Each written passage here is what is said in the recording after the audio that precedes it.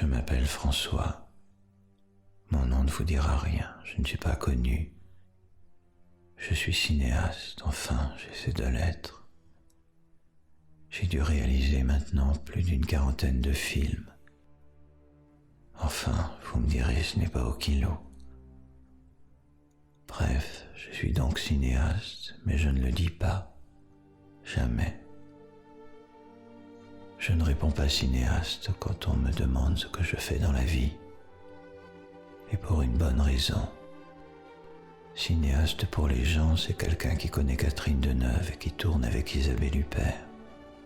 Manque de chance, je ne connais pas Catherine Deneuve et je n'ai jamais tourné avec Isabelle Huppert. Et je n'ai jamais appelé aucune comédienne ma chérie. Je fais des films d'auteur. C'est comme ça qu'on dit. Auteur, art et essai, arty, expérimentaux, underground. Personne ne sait trop comment les appeler. Ces films, les producteurs n'en veulent pas. Pour eux, je n'existe pas. Je suis une sorte de poète, c'est-à-dire quelqu'un de non signifiant, qui ne rapporte rien, qui n'a aucune visibilité, bref, quelqu'un qui n'existe pas. Je ne suis membre de rien. Je ne suis pas invité dans les dîners, les cocktails, les inaugurations, les premières. Les journalistes ne parlent pas de mes films, même pas pour les éreinter, et pour une bonne raison, ils ne les regardent pas. Je n'ai pas d'attaché de presse, je n'ai pas de réseau, je n'ai personne, presque personne. Je ne peux compter que sur moi, ce qui n'est pas grand-chose. Je n'ai pas de carte professionnelle du cinéma. Je n'ai jamais eu l'avance sur recette. Je ne suis membre de rien. Je ne rapporte pas d'argent, je n'en ai jamais gagné. Je n'exagère pas, mais vous me direz, et vous avez raison, que je suis loin d'être unique.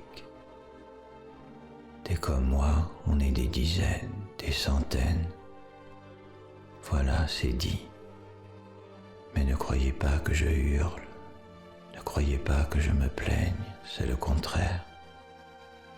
Il y a, je trouve, de la noblesse, de la beauté, à arpenter sa vie durant, les uns après les autres, tous les chemins qui ne mènent nulle part.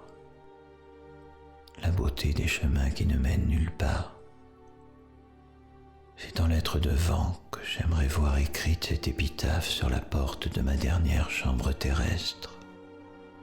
Je n'appartiens pas au système, je n'ai pas la carte. L'establishment connaît pas. Je n'existe pas, c'est ce que je dis.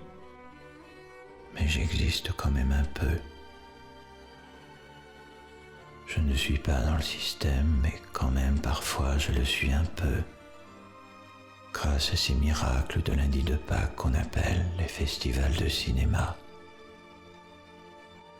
Je ne vais pas les citer, vous les connaissez. Et puis, comme autre miracle aussi, il y a les spectateurs. Pas beaucoup, bien sûr. Évidemment, franc-tireur devant l'Éternel.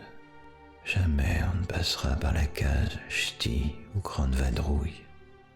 N'empêche, ces spectateurs, tous précieux comme des apparitions de Fatima, ils ne viennent pas par l'opération du Saint-Esprit. Ou plutôt si, pas le Saint-Esprit en personne. Il y a longtemps que son répondeur ne prend plus de message. Non, pas le Saint-Esprit, mais le Saint-André. Le Saint-André, c'est le Saint des Saints. Il nous découvre, il nous défend, il nous protège les jours de cafards poisseux. Des fées sparadrap, on en a tous. Notre fée sparadrap à nous, c'est le Saint-André. Ce saint-là, croyez-moi, il fait des miracles. Ça ne veut peut-être rien dire pour vous, mais pour nous, c'est beaucoup. C'est inespéré. Parce que ce saint-là, voyez-vous, Il nous permet d'avoir les mêmes spectateurs que Jean Eustache ou Alain Cavalier, et j'en passe et des meilleurs. Alors que dire? Du coup, les mots m'en tombent. Tous les mots, sauf un mot qui revient de loin, un mot de rien du tout, qui ne paie pas de mine, mais qui vous vidange le cœur de son trop-plein de gratitude hébétée. Merci. Merci Saint-André. Merci Saint-Roger. Merci Sainte-Dobrila. Voilà, c'est dit. Maintenant, je peux passer mon chemin et retourner enfin d'où je viens, c'est-à-dire de l'oubli.